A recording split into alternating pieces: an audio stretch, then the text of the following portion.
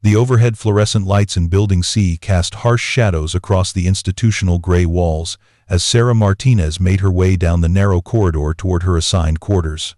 At 0200 hours, the barracks were supposed to be quiet, with most personnel either asleep or on night duty rotations. The sound of her regulation boots against the polished concrete floor seemed to echo louder than necessary in the sterile hallway. Before we jump back in, tell us where you're tuning in from, and if this story touches you, make sure you're subscribed because tomorrow I've saved something extra special for you. Sarah had arrived at Naval Station Coronado just 6 hours earlier, officially transferred from what her paperwork described as a routine communications posting in Norfolk. The base personnel who processed her arrival had been efficient but disinterested, treating her as just another mid-level specialist being shuffled between assignments. Her service record, carefully sanitized for this cover assignment, showed nothing that would draw special attention or curiosity. She preferred it that way. Anonymity was essential for the kind of work that had brought her to this particular base, though the official reason for her presence would never appear in any standard military documentation. As far as anyone here knew, Petty Officer Sarah Martinez was a 28-year-old communications specialist with an unremarkable background and an assignment to maintain radio equipment and communication protocols. The reality was considerably more complex. Sarah was one of only 12 women to have successfully completed the Navy SEAL training program, and her operational history included missions in 7 countries that didn't officially exist in any Pentagon records. Her current assignment was what her commanding officers politely termed routine duty, which was their way of saying she was lying low after a particularly sensitive operation had required some time for diplomatic complications to settle. Her quarters were located in a section of the barracks typically reserved for transient personnel and mid-level specialists who weren't expected to remain on base for extended periods. The room itself was standard military issue. A single bed with precisely folded sheets, a small metal desk, a narrow closet, and a bathroom that had clearly been designed by someone who believed that comfort was incompatible with military discipline. Sarah set her single duffel bag on the bed and began the methodical process of unpacking the carefully selected belongings that supported her cover story. Technical manuals on radio systems, a few paperback novels that suggested someone with simple tastes, and civilian clothes that indicated a person with no particular interest in fashion or personal expression. Everything had been chosen to reinforce the image of a competent but unremarkable service member. The walls of her new quarters were decorated with the same motivational posters and safety reminders that adorned every military facility in the world. Sarah had seen identical decorations in barracks from Kandahar to Seoul, and they served as a constant reminder that military life was designed around standardization and predictability. Individual expression was permitted only within carefully defined parameters.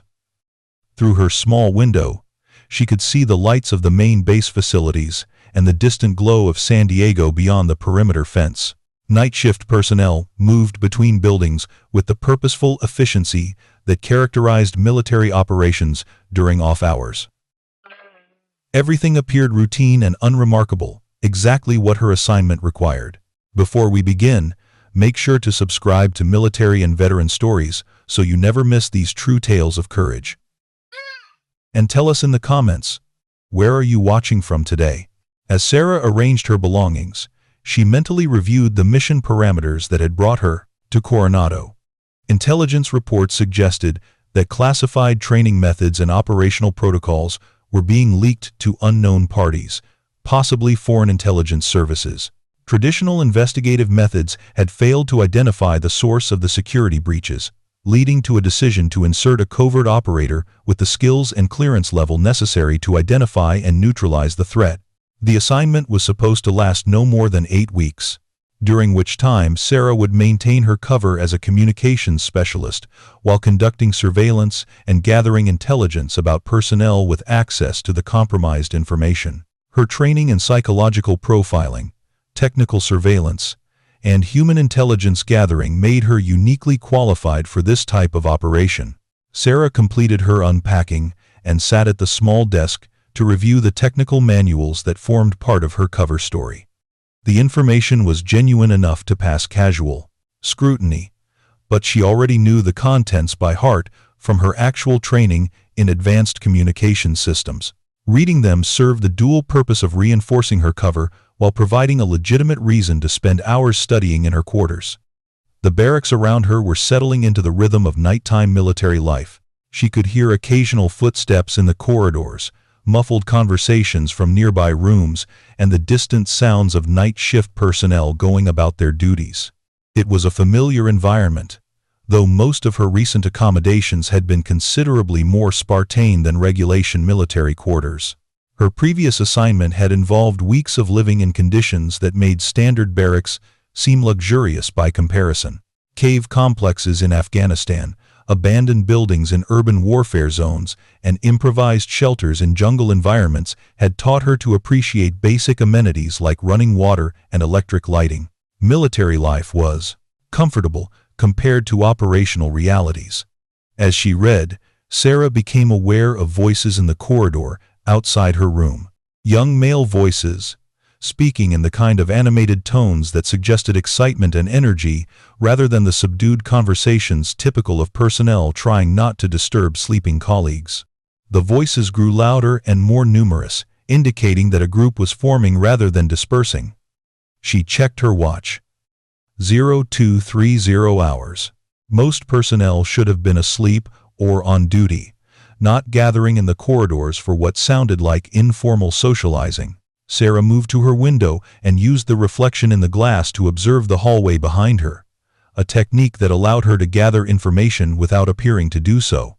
Through the reflected image, she could see a group of approximately 20 young men gathering near the central area of the barracks floor. They were clustered around what appeared to be their informal leader, a tall recruit with confident body language and animated gestures. The group's energy suggested they were planning something, though whether it was harmless entertainment or potential trouble remained unclear. Sarah returned to her desk and continued reading while maintaining awareness of the developing situation outside. Her training had taught her to recognize the difference between normal military socialization and the kind of group dynamics that preceded problems.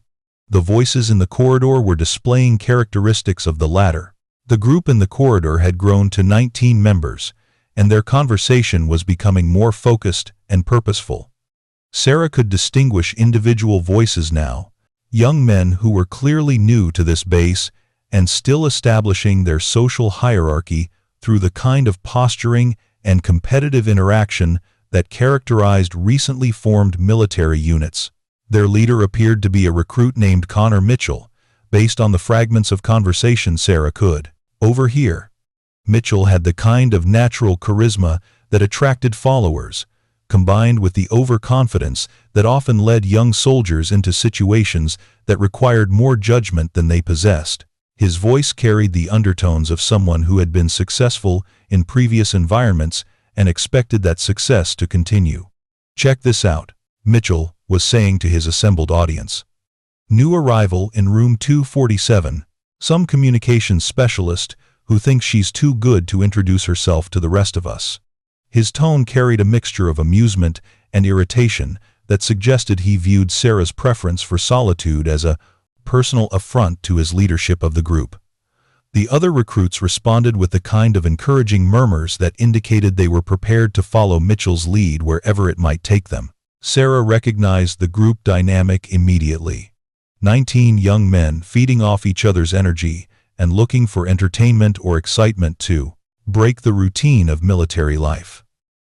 "I mean, we're all wearing the same uniform here," Mitchell continued, his voice growing louder as his audience provided positive feedback. "We're supposed to be a team, right? But this chick shows up and acts like she's above interacting with fellow service members. That's not how military family works." Several voices expressed agreement with Mitchell's assessment, each speaker trying to demonstrate their own understanding of military values and team cohesion. The competitive dynamic was building on itself, with each participant feeling pressure to show enthusiasm for whatever course of action their informal leader might suggest. Sarah could hear footsteps moving closer to her door as the conversation continued. Through the reflection in her window, she observed the group beginning to organize itself into a more purposeful formation. What had started as casual socializing was evolving into something that would require her direct attention. "Maybe we should go introduce ourselves," Mitchell suggested, his tone making it clear that this wasn't really a suggestion but a declaration of intent. Show her what real military courtesy looks like. Help her understand how things work around here. The response from his audience was immediate and enthusiastic.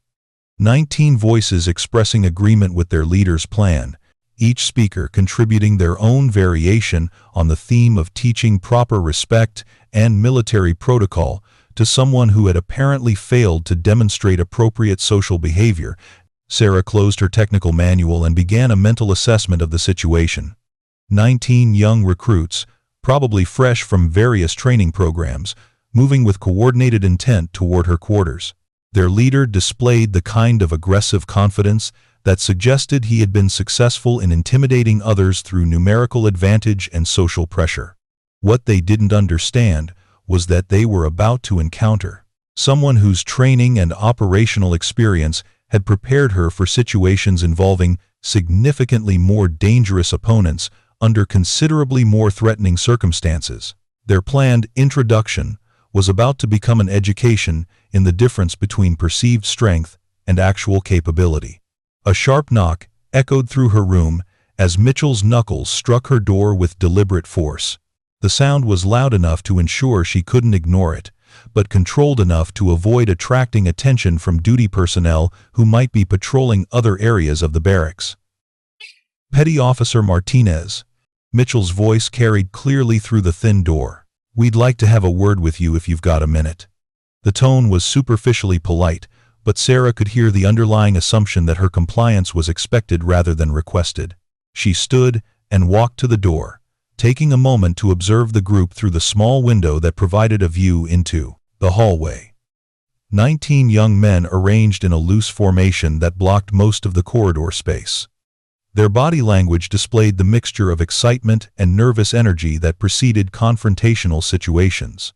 Mitchell stood directly in front of her door with his hands clasped behind his back, in a posture that probably appeared official to his companions, but looked amateurish to someone with Sarah's training. The others had positioned themselves to create an intimidating presence while maintaining enough distance to avoid appearing overtly threatening. Sarah opened the door and stepped into the doorway, maintaining a position that kept her room secure while allowing her to engage with the group directly. Her expression remained neutral and professional, giving no indication of concern about the numerical disadvantage she faced. "Good evening," she said simply, her voice calm and controlled. "Is there something I can help you with?" Mitchell smiled with the kind of confidence that suggested he believed he held all the advantages in this encounter. "Actually, there is something you can help us with. We've been talking, and we realize that you arrived here today without taking the time to meet any of your fellow service members. That struck us as kind of unfriendly." The other recruits murmured agreement, their voices creating a chorus of disapproval that was designed to make Sarah feel isolated and pressured to comply with whatever Mitchell might demand. Several of them moved slightly closer, tightening the formation around her doorway. "I appreciate your concern for military courtesy," Sarah replied, her tone remaining steady despite the obvious attempt at intimidation. "I was planning to introduce myself during normal duty hours when it wouldn't disturb people who are trying to sleep." Mitchell's smile widened, but his eyes showed a flash of irritation at her reasonable response. He had clearly expected her to show signs of nervousness or submission when, confronted by 19 men in a confined space, her calm professionalism was disrupting his script for how this encounter should unfold. "The thing is," Mitchell continued, stepping closer to Sarah's doorway, "we don't think waiting until duty hours is really necessary. We're all awake now, and we'd like to get to know our new teammate better. Why don't you step out here so we can have a proper conversation?" Sarah remained in her doorway, neither advancing nor retreating. Her position gave her control over access to her quarters while maintaining clear lines of sight to all 19 recruits. I think we can have a perfectly adequate conversation right here, she said. What would you like to know? The response clearly frustrated Mitchell, who had expected his numerical advantage to create immediate compliance. Several of his companions exchanged glances that suggested they were beginning to recognize that their target wasn't responding according to their expectations. Well, for starters, Mitchell said, his tone becoming more aggressive, we'd like to know what makes you think you're too good to socialize with fellow service members. Are you one of those people who thinks support personnel are somehow special? One of the other recruits, a stocky young man with the build of a former wrestler, decided to add his own contribution to the confrontation. Yeah, some of us have been through real training, combat training. We've earned the right to be here through blood, sweat, and determination. Sarah's eyes moved across the group, taking in details that the recruits probably didn't realize they were revealing. Hand positions, stance variations, nervous habits, and confidence levels all provided information about their individual capabilities and psychological states. Most were following Mitchell's lead without really understanding what they were participating in. I'm sure you've all worked very hard to get here, Sarah said, her voice carrying a note of genuine respect that seemed to surprise several of the recruits. Military training is challenging regardless of your specialty area. I appreciate the dedication it takes to serve. The reasonable response seemed to deflate some of the group's momentum, but Mitchell wasn't prepared to let his leadership moment slip away. Dedication is right, he said, moving even closer to Sarah's position. But dedication means being part of the team. It means showing respect for the people you're serving with. And if someone doesn't show that respect? Asked another recruit, this one with a nervous energy that suggested he was trying to impress Mitchell. What happens then?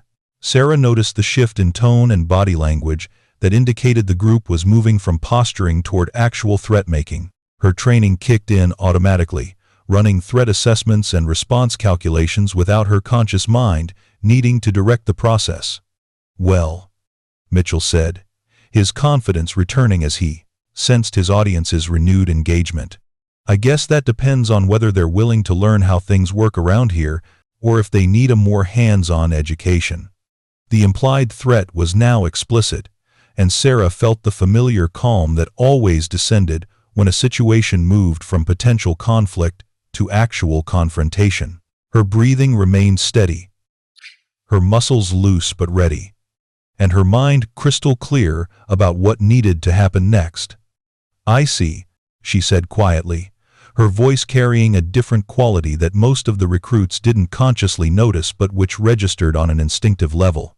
So you're telling me that I need to demonstrate respect for the group, or you're going to provide me with a hands-on education about how things work? Mitchell's grin widened as he interpreted her calm response as evidence of submission or fear. Now you're starting to understand. We're all on the same team here, but teams have rules. And one of the rules is that everyone participates in maintaining unit cohesion. Sarah took a small step forward, moving from her doorway into the corridor space. To the recruits, it probably appeared that she was accepting the invitation to engage with the group. In reality, she was positioning herself for optimal tactical advantage should the situation require physical response. Unit cohesion, she repeated thoughtfully. That's certainly important in military operations. Tell me, have any of you actually been deployed in operational environments where unit cohesion was tested under genuine combat conditions? The question caught several of the recruits off guard. Most of them were fresh from training programs and had not yet experienced actual deployment or combat situations. Mitchell himself had completed infantry training but had never served outside the continental United States. That's not the point, Mitchell said, though his voice carried a slight defensive tone that suggested Sarah's question had hit closer to home than he wanted to admit. The point is respect. The point is being part of the team instead of acting like you're above everyone else. Sarah nodded, as if considering his statement seriously. You're absolutely right that respect is important. In my experience, real respect is usually earned through demonstrated competence rather than demanded through numerical intimidation. The comment hung in the air like a challenge, and several of the recruits shifted uncomfortably as they began to recognize that their target was not responding like a victim. Her calm confidence and direct language suggested someone who was not intimidated by their group dynamic. Demonstrated competence? Mitchell's voice took on a mocking tone. What kind of competence does a communications specialist need to demonstrate? Can you file reports really fast? Are you good at answering phones? The laughter from his audience was forced and uncomfortable, as if they were beginning to sense that something about this encounter wasn't developing according to their expectations. Sarah's demeanor remained unchanged, but there was something in her posture and the way she held herself that suggested capabilities beyond what her official job description might indicate. Communication systems are more complex than most people realize, Sarah said. But you're right that technical skills aren't the same as operational capabilities. She paused and looked directly at Mitchell. How much time do you think you need to demonstrate your unit cohesion education? Mitchell blinked, confused by the question. What do you mean? I mean, Sarah said, her voice taking on a tone that was still calm, but carried an edge that hadn't been there before. How long do you estimate it will take for 19 of you to teach me the respect and military courtesy that you think I'm lacking? The question seemed to energize Mitchell, who interpreted it as evidence that Sarah was beginning to understand the seriousness of her situation. Oh, I don't think it'll take very long at all, he said, his confidence returning. Maybe just long enough for you to understand that being antisocial has consequences. Sarah smiled slightly, and something in that expression made several of the recruits take involuntary steps backward. 90 seconds, she said quietly. What? Mitchell asked. 90 seconds, Sarah repeated. That's how long I estimate this education will actually take. But not in the way you're expecting. The tension in the corridor was thick enough to cut with a knife. 19 recruits stood in a loose formation around Sarah, their confidence wavering as her calm demeanor began to register as something other than submission. Mitchell's face showed confusion mixed with growing irritation as he tried to process Sarah's unexpected response to their intimidation tactics. 90 seconds for what exactly? Mitchell demanded, stepping closer until he was within arm's reach of Sarah. You think you're going to teach us something? You think one little communications specialist is going to educate 19 combat-trained soldiers? The other recruits murmured agreement, though their voices lacked the enthusiasm they had shown earlier. Several of them were beginning to notice details about Sarah's bearing and demeanor that didn't quite match their assumptions about support personnel.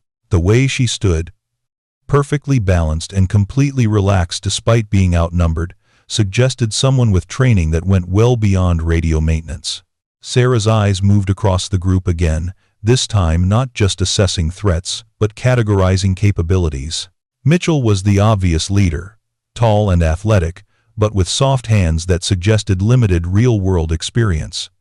The stocky wrestler would be the most dangerous in close quarters.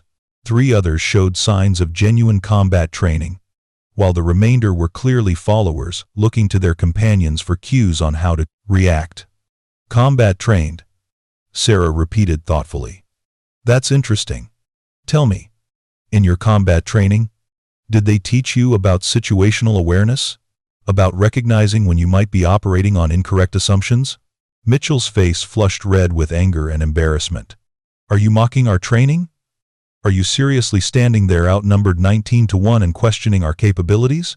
I'm not mocking anything, Sarah said, her voice remaining steady and calm. I'm asking a legitimate question about tactical assessment. In any operational environment, accurate intelligence about your opponents is the difference between success and disaster. One of the recruits near the back of the group, someone who had been quietly observing rather than actively participating in the verbal confrontation, suddenly spoke up. Hold on, he said, his voice carrying a note of uncertainty.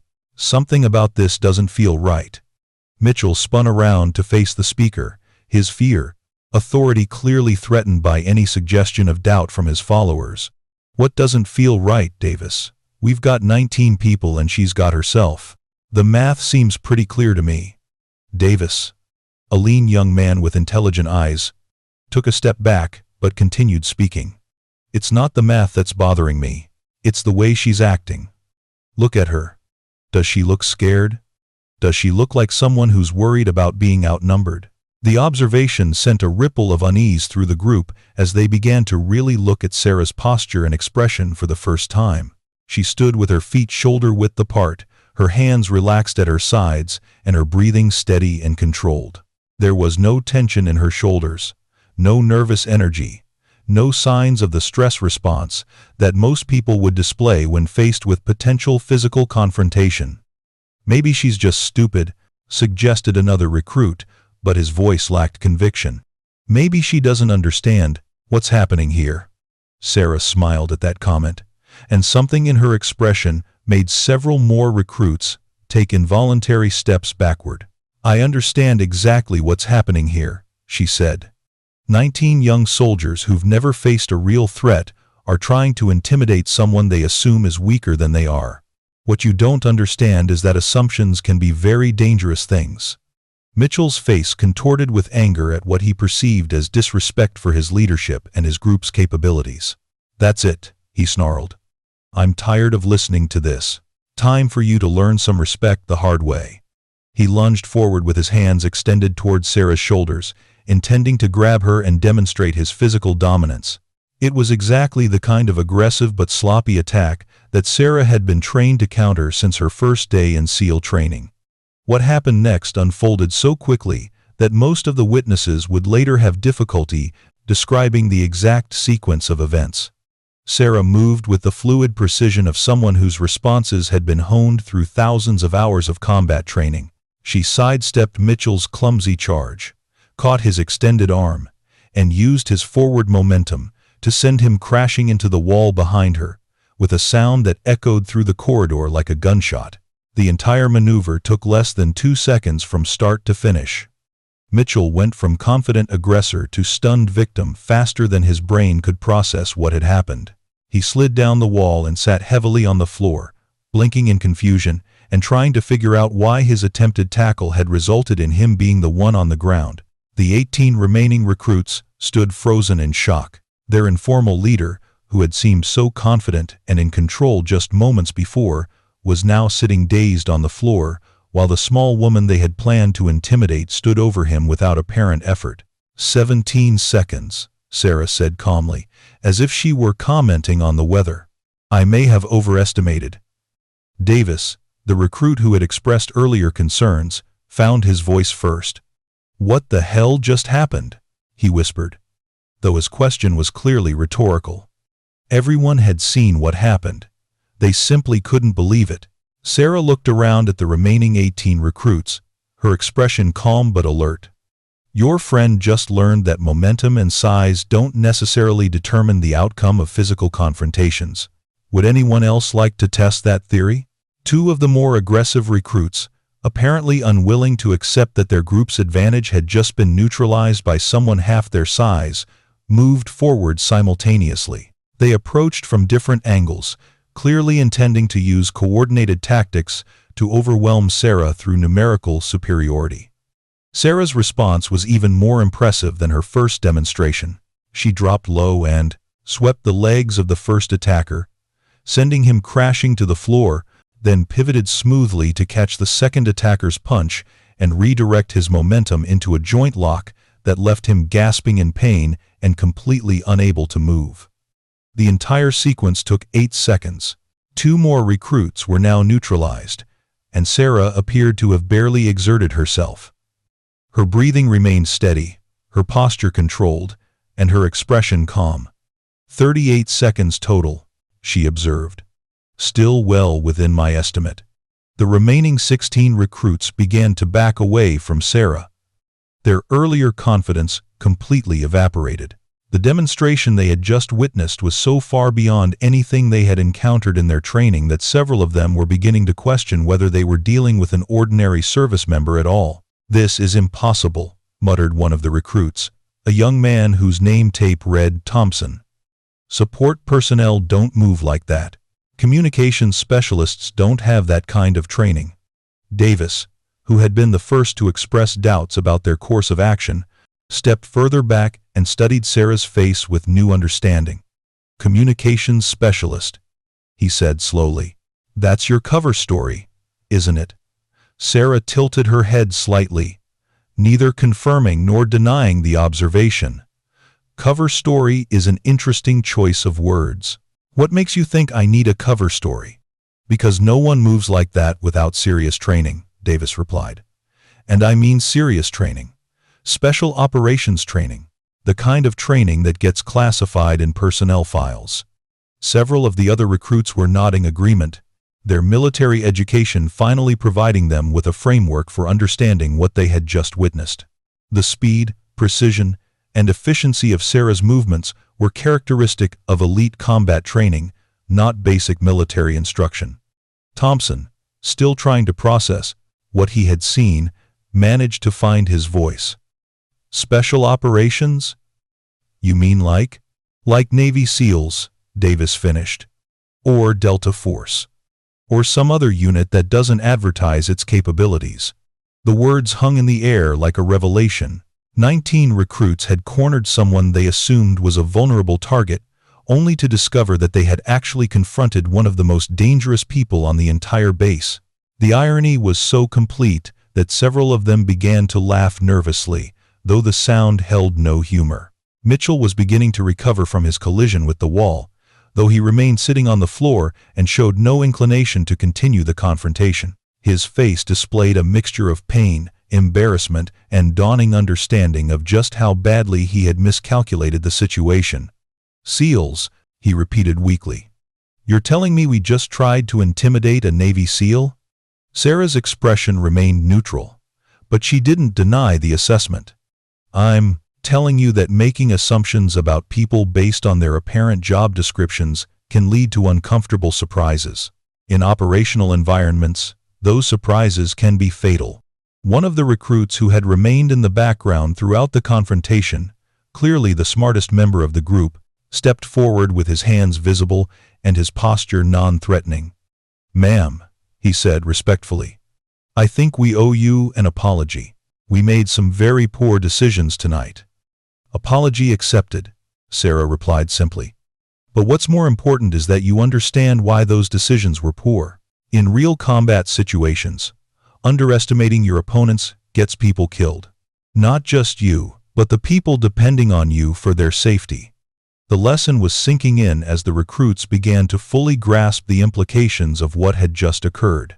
They had attempted to use numerical superiority to intimidate someone whose training and experience made their advantage meaningless. In a real combat environment, such miscalculations could have catastrophic consequences. Davis looked around at his companions, then back at Sarah. "How many of us could you have handled?" he asked quietly. Sarah considered the question seriously before answering. "All of you, if necessary, but it would have taken longer than 90 seconds, and someone probably would have been seriously injured. I prefer demonstrations that make the point without causing permanent damage." The corridor had grown quiet, except for the sound of Mitchell and the 2 other neutralized recruits slowly getting back to their feet. The remaining 16 stood in an uncomfortable cluster, their earlier aggression completely replaced by a mixture of respect, embarrassment, and curiosity about who they had actually been dealing with. Thompson, still trying to process the rapid reversal of their planned intimidation, managed to ask the question that was on everyone's mind. "If you're really special operations, what are you doing here? Why the cover story about communications?" Sarah studied the faces around her, noting that the hostility had been completely replaced by genuine interest and respect. These young soldiers had learned a valuable lesson about assumptions, and their attitudes had shifted from confrontational to deferential. "Sometimes," she said carefully, "military personnel are assigned to locations for reasons that aren't immediately obvious. And sometimes those assignments require maintaining a low profile to accomplish specific objectives." The implication was clear enough for anyone with basic military intelligence training. Sarah was on base for operational reasons that were classified above the security clearance level of everyone present.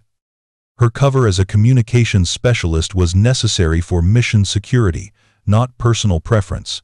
Preparing and narrating this story took us a lot of time, so if you are enjoying it, subscribe to our channel. It means a lot to us. Now back to the story. Davis nodded slowly as the pieces fell into place. And 19 recruits surrounding you in the barracks at 0230 hours probably compromises that low profile pretty significantly. It does create some complications, Sarah agreed with a slight smile. Though the demonstration may actually work in my favor. Word will spread about the communications specialist, who can take care of herself. That might discourage similar encounters while I complete my assignment here. Mitchell had finally struggled back to his feet and was leaning against the wall for support. His face showed the kind of profound embarrassment that came from realizing he had made a spectacular error in judgment in front of 18 witnesses. "Ma'am," he said, his voice barely above a whisper. "I need to apologize. I had no idea who you really were. You thought you were dealing with someone who would be intimidated by numerical superiority." Sarah finished. "That's not entirely your fault. My cover story is designed to create exactly those assumptions. But it's a good reminder that in military environments, things aren't always what they appear to be." One of the recruits, who had been quiet throughout the encounter, suddenly spoke up with a question that surprised everyone. "Can you teach us to do what you just did?" Sarah looked at the young man, noting the genuine respect and desire to learn in his expression. "What I just demonstrated represents years of training in environments where failure means death. It's not something that can be taught in a few informal lessons." "But the principles," Davis pressed. "The situational awareness, the tactical thinking, those are things we could learn, right?" The question showed more intelligence than Sarah had expected from the group.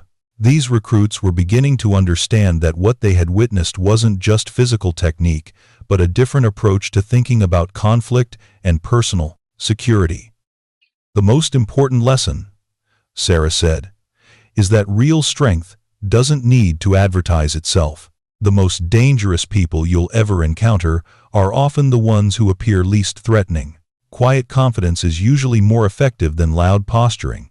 If you're hooked on this story, make sure to subscribe and turn on notifications so you never miss an upload.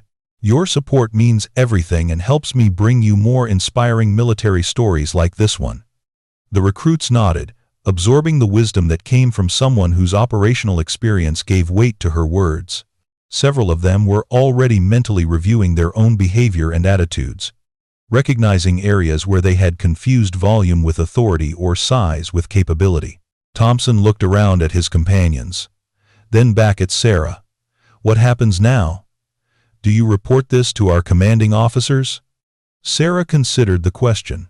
The encounter had been initiated by the recruits, but no one had been seriously injured, and they had shown the capacity to learn from their mistakes. Creating official complications would serve no useful purpose. "What happens now," she said, "is that all of you return to your quarters and remember this lesson. You've learned something tonight about making assumptions and about recognizing when you're dealing with people who have capabilities beyond their apparent job descriptions. That's valuable knowledge for your military careers." Mitchell straightened up as much as his bruised body would allow. "Yes, ma'am. We won't forget this lesson. More importantly," Sarah added, "you won't repeat the behavior that led to it. Military personnel deserve respect regardless of their specialty or apparent rank. Intimidation tactics are never appropriate among service members." The recruits began to disperse, moving quietly toward their individual quarters. Several stopped to offer additional apologies, while others simply nodded respectfully as they passed. The group dynamic that had enabled their collective poor judgment had completely dissolved, leaving each individual to process what had occurred. Davis was the last to leave, pausing near Sarah with an expression of genuine curiosity. "Ma'am, can I ask one more question?" "Go ahead." "In your experience, what's the most important quality for someone who wants to serve in special operations?" Sarah considered the question seriously.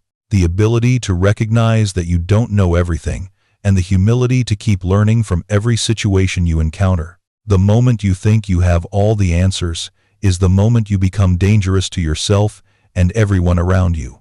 Davis nodded and headed toward his quarters, clearly thinking about her response. Sarah watched him go, recognizing the signs of someone who might have the intellectual curiosity and self-awareness necessary for advanced training. The corridor fell quiet as the last of the recruits disappeared into their rooms. Sarah remained standing where the confrontation had taken place, mentally reviewing the events and their implications for her mission. Her cover was now partially compromised, but perhaps in a way that would actually facilitate her work on base. She looked at her watch. 0317 hours. The entire confrontation, from initial approach to final dispersal, had lasted exactly 47 minutes. The actual physical demonstration had taken 92 seconds, close enough to her prediction to satisfy her tactical planning instincts. Sarah returned to her quarters and sat down at her small desk to compose a brief report for her handlers. The encounter would need to be documented, though the security implications were actually minimal. If anything, word of her capabilities would spread through the base's informal communication networks in a way that might prove useful for her actual mission. As she typed, Sarah reflected on the evening's events. 19 young soldiers had learned valuable lessons about assumptions, respect, and the complexity of military environments. They had also gained exposure to operational thinking that might serve them well in their future careers. More importantly, they had discovered that real strength often came in unexpected packages, and that the most dangerous people were frequently those who appeared least threatening. It was a lesson that could save their lives in actual combat situations. The morning reveal at Naval Station Coronado began at 0500 hours sharp, as it had every day for the past 50 years. The crisp sound of the bugle call echoed across the base, followed by the coordinated movement of hundreds of personnel beginning their daily routines. For most service members, it was just another Tuesday morning. For 19 specific recruits in Building C, it was the beginning of what would prove to be a very different kind of day. Word of the previous night's encounter had begun spreading through the base's informal communication networks before most personnel had finished their morning coffee. Military facilities were notorious for their efficient gossip systems, and a story involving 19 recruits being systematically humbled by a lone communications specialist was exactly the kind of news that traveled at light speed through barracks conversations, mess hall discussions, and work detail exchanges. The story had already evolved through multiple tellings, with each version adding new details or emphasizing different aspects of what had occurred. Some versions focused on the speed of Sarah's responses. Others highlighted the complete reversal of what had appeared to be an overwhelming numerical advantage. All versions agreed on the basic facts. A small woman had neutralized multiple attackers in under 90 seconds without breaking a sweat. Master Chief Petty Officer Robert Harrison was reviewing morning reports in his office when Petty Officer Davis knocked on his doorframe and requested permission to speak privately. Harrison had been on this base for 12 years and had developed an instinct for recognizing when something significant was developing beneath the surface of routine military operations. "Come in, Davis," Harrison said, gesturing toward the chair across from his desk. "You look like you've got something on your mind." Davis entered and sat down, his posture showing the kind of nervous energy that suggested he was about to report something that might have significant implications. "Master Chief, I need to tell you about an incident that occurred last night in the barracks."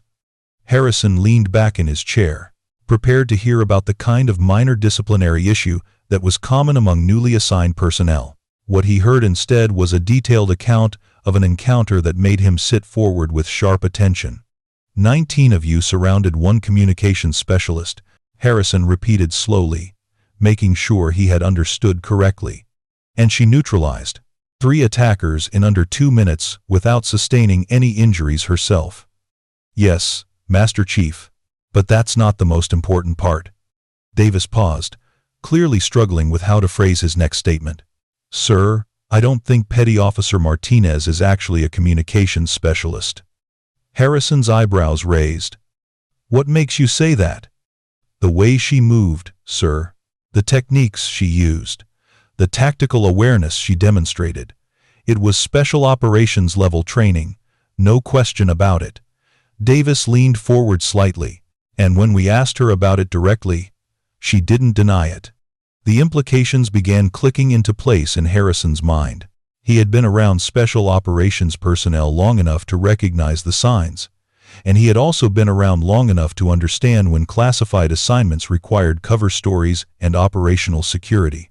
Did anyone sustain serious injuries? Harrison asked. No, sir. She was very careful about that.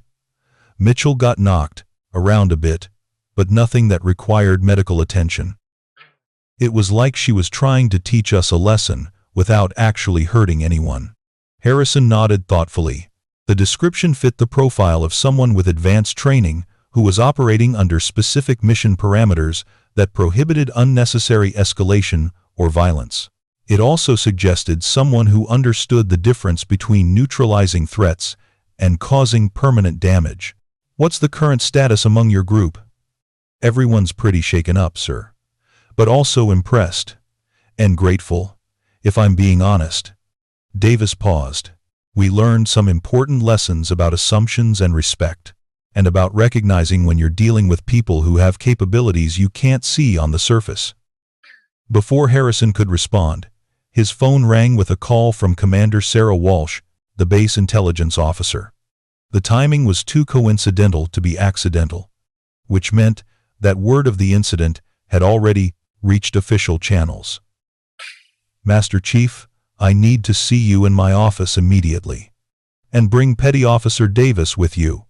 20 minutes later, Harrison and Davis found themselves in Commander Walsh's secure office, a windowless room lined with soundproofing material and equipped with communication systems that were several generations ahead of standard military technology. Walsh herself was a 15-year veteran of naval intelligence whose calm demeanor masked a sharp analytical mind. Gentlemen, Walsh began without preamble. I've received some interesting reports about activities in Building C last night. I'd like to hear your version of events, Petty Officer Davis. Davis repeated his account of the encounter, providing even more detail than he had given Harrison. Walsh listened without interruption, occasionally taking notes on a tablet that was obviously connected to classified systems. In your opinion, Walsh said when Davis finished, what was Petty Officer Martinez's objective during this encounter? Davis considered the question carefully. Ma'am, it seemed like she was trying to de-escalate the situation while demonstrating that we had made serious errors in judgment. She could have hurt us badly, but she chose not to. It felt like instruction, rather than retaliation. Walsh exchanged a meaningful look with Harrison, who nodded slightly. The behavior pattern was consistent with someone operating under rules of engagement that prioritized mission security over personal satisfaction. Master Chief, Walsh said, I'm going to need you to have individual conversations with all 18 recruits who were involved in this incident. They need to understand that discussing what they witnessed with anyone outside their immediate group could have serious security implications. Understood, ma'am. What about disciplinary action? There won't be any formal disciplinary action. The recruits made poor decisions, but they also learned valuable lessons without causing any real damage. Sometimes education is more effective than punishment. Walsh turned back to Davis. You showed good judgment in reporting this incident. That kind of awareness and responsibility will serve you well in your military career. After Harrison and Davis left, Walsh placed a secure call to a number that connected her directly to Joint Special Operations Command Headquarters at MacDill Air Force Base in Florida.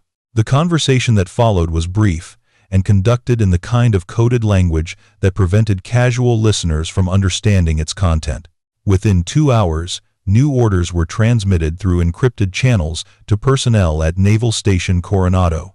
The orders were specific, classified, and designed to address what had officially become a developing operational security situation. Mitchell spent most of the morning in his quarters, alternating between reviewing what had happened the previous night and trying to figure out how to face his fellow recruits after leading them into such a spectacular miscalculation. His ribs were sore from his collision with the wall, but the physical discomfort was nothing compared to his embarrassment. The knock on his door at 1030 hours came from Master Chief Harrison, who entered with the kind of expression that indicated this was an official conversation rather than casual interaction. "Son," Harrison began, settling into the room's single chair, "we need to talk about last night." Mitchell straightened to attention, though his bruised ribs protested the movement. "Yes, Master Chief. I take full responsibility for what happened." "I'm sure you do. But what I want to know is whether you understand what actually happened." Harrison's tone was serious but not hostile. "Because from where I sit, it looks like you learned something important about making assumptions. Sir, I realize now that we approached someone whose capabilities we completely misunderstood. We thought." Mitchell paused, struggling to find words that didn't make him sound even more foolish than he already felt. "You thought that 19 young soldiers could intimidate one woman because she appeared to be support personnel," Harrison finished. "And you discovered that appearances can be very deceiving in military environments." "Yes, sir. That's exactly what we discovered." Harrison leaned forward slightly. "What you actually discovered, son, is that this base houses personnel whose presence here serves purposes that go well beyond their official job descriptions. Some of those personnel have training and operational experience that would surprise you." The implication was clear, and Mitchell felt his stomach sink as he began to understand the true magnitude of his error. "Sir, are you saying that Petty Officer Martinez is?" "I'm saying that you attempted to intimidate someone whose presence on this base is connected to classified operations that are conducted by people with very specialized skills." Harrison's voice carried the weight of absolute authority. "And I'm saying that you're extremely fortunate she chose to handle the situation as a teaching moment rather than as a threat to operational security." Mitchell felt the color drain from his face as the full implications hit him. He hadn't just tried to bully a fellow service member. He had potentially interfered with classified operations being conducted by special operations personnel. The kind of mistake that could end military careers and result in court-martial proceedings. "Master Chief," Mitchell said quietly, "what happens now?" "Now, you and your 18 companions are going to receive some education about operational security, respect for fellow service members, and the importance of maintaining appropriate behavior around personnel whose assignments you don't understand." Harrison stood up. "You're also going to formally apologize to Petty Officer Martinez for your conduct last night." "Sir." "Yes, sir. When would be appropriate for that apology?" Harrison checked his watch. "She's currently in the communications center running diagnostics on radio equipment. I suggest you go there now, alone, and conduct yourself like the professional soldier you're supposed to be." Mitchell made his way across the base to the communications center, with his mind racing through possible approaches to what was going to be one of 20 the most difficult conversations of his military career. How do you apologize to someone for attempting to intimidate them when you've discovered that they could have neutralized your entire group without significant effort? He found Sarah working at a bank of sophisticated radio equipment, her movements precise and efficient as she ran diagnostic tests and recorded measurements on a clipboard. She looked up when he entered and nodded politely, as if their previous encounter had been a casual conversation rather than a demonstration of superior combat skills. "Petty Officer Martinez," Mitchell began, his voice carefully controlled and respectful, "I'd like to request permission to speak with you privately." Sarah finished entering data on her clipboard and turned to face him fully. "Of course. What can I do for you?" The professional courtesy in her tone somehow made Mitchell's embarrassment even more acute. She was treating him with exactly the kind of respect that military protocol demanded, despite the fact that he had shown her none of that respect the previous night. "Ma'am, I need to apologize for my behavior and the behavior of my group last night. We acted inappropriately, and we showed disrespect for a fellow service member." Mitchell paused, gathering his thoughts. I also need to acknowledge that we made assumptions about your background and capabilities that were completely incorrect." Sarah studied his face for a moment, noting the genuine remorse and the effort he was making to conduct himself properly.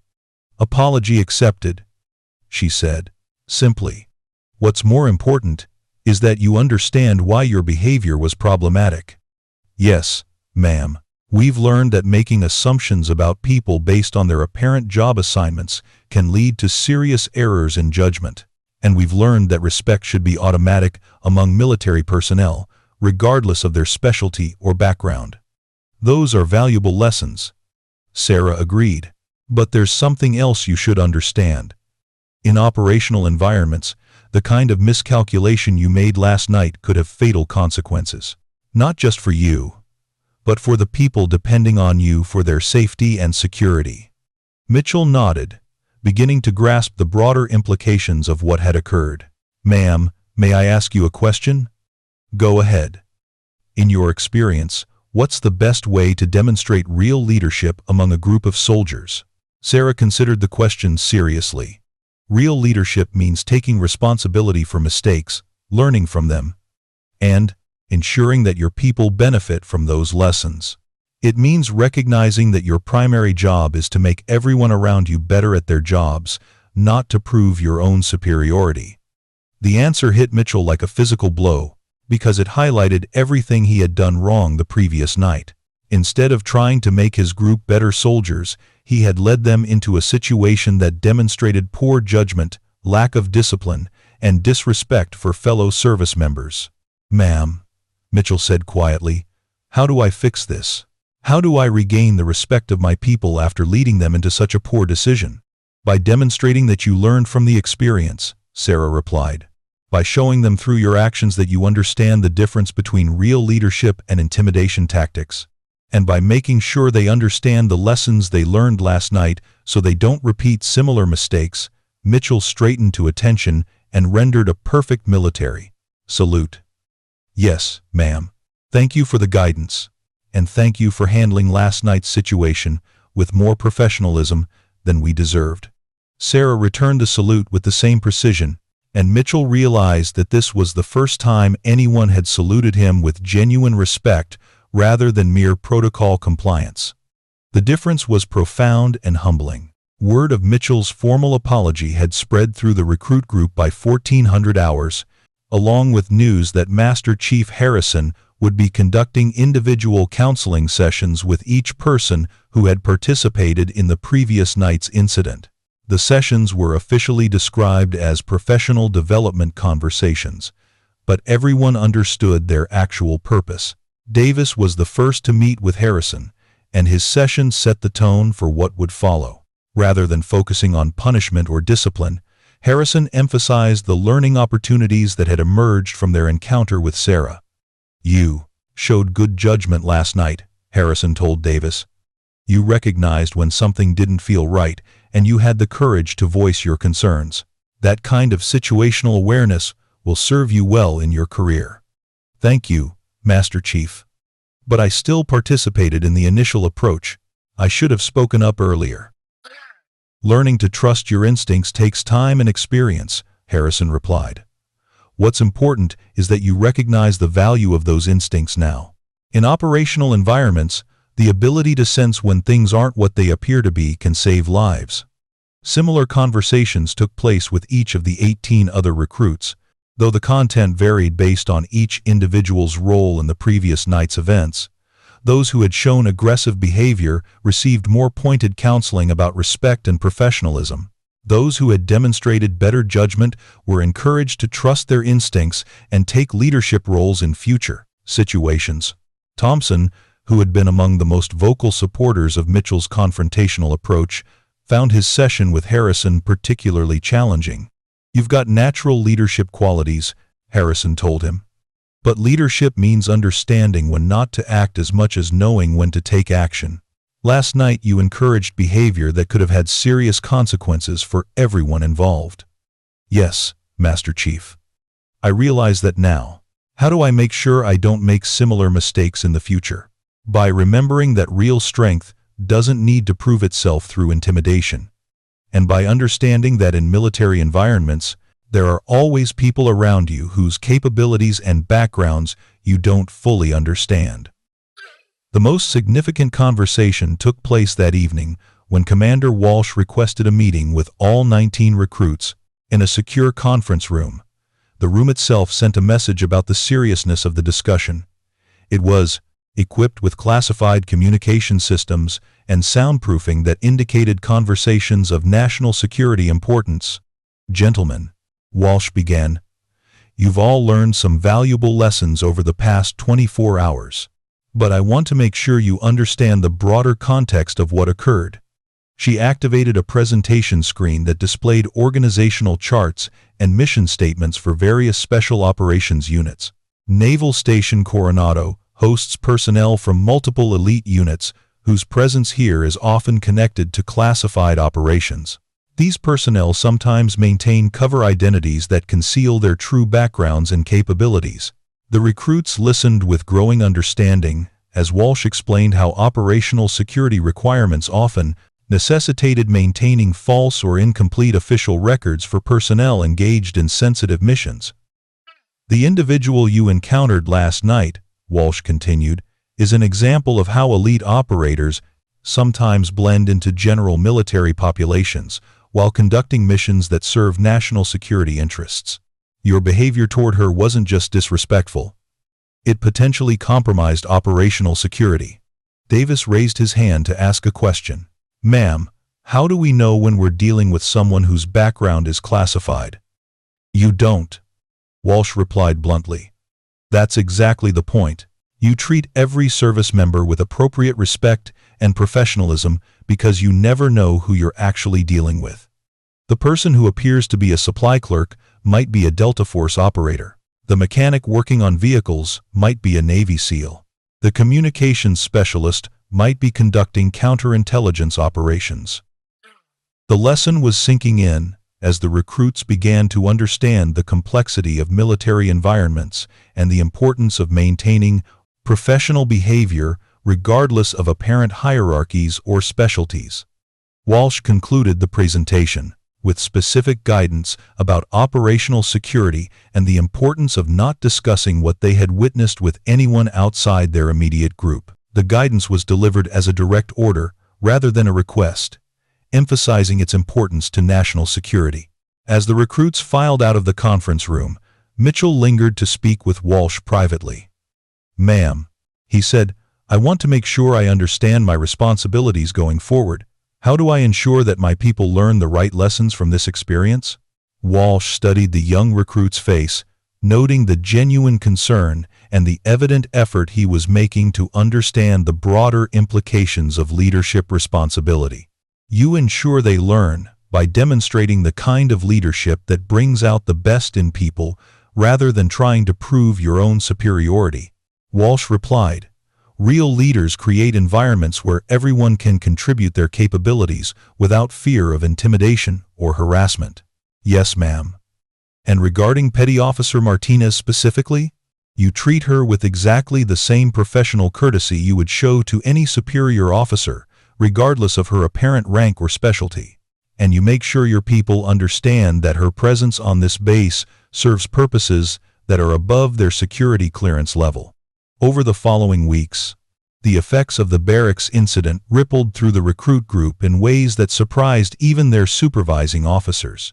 Instead of creating division or resentment, the encounter had catalyzed a shift toward more mature and professional behavior among all 19 participants.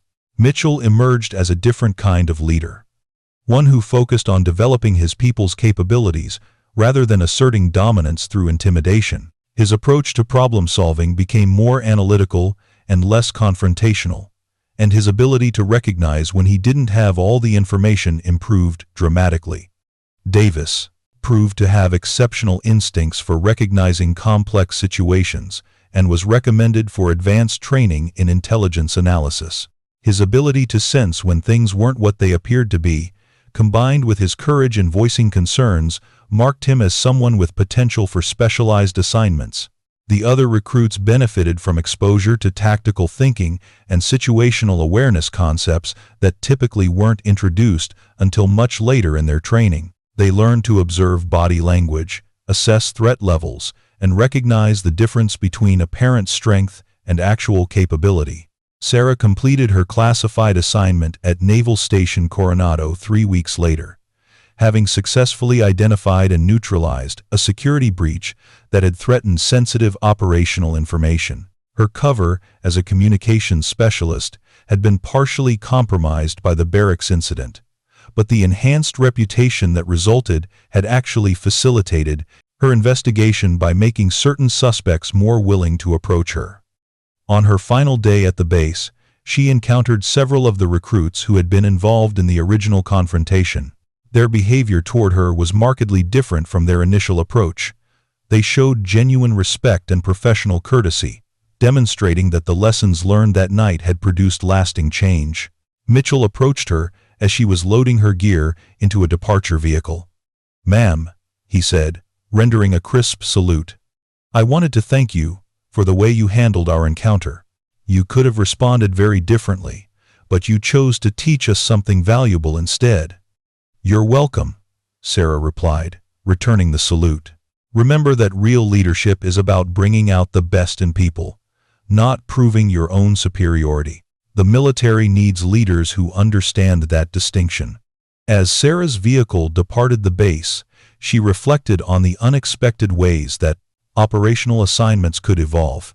She had come to Coronado to conduct a classified investigation, but she had also ended up providing leadership training to 19 young soldiers who would carry those lessons throughout their military careers. The Barracks incident had become part of the base's informal history, a story that would be retold to future recruits as an example of the importance of situational awareness, professional behavior, and respect for fellow service members. The specific details would evolve through multiple tellings, but the core lessons would remain constant. In the end, 90 seconds of confrontation had produced weeks of learning and growth for everyone involved. 19 recruits had discovered that strength came in unexpected packages, that real leadership required humility and wisdom rather than aggression and intimidation, and that military environments contained depths of complexity they were only beginning to understand.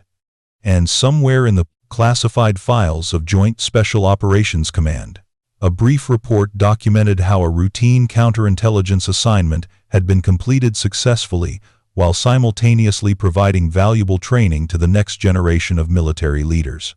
The report concluded with a single observation: sometimes, the most important missions are the ones that happen by accident.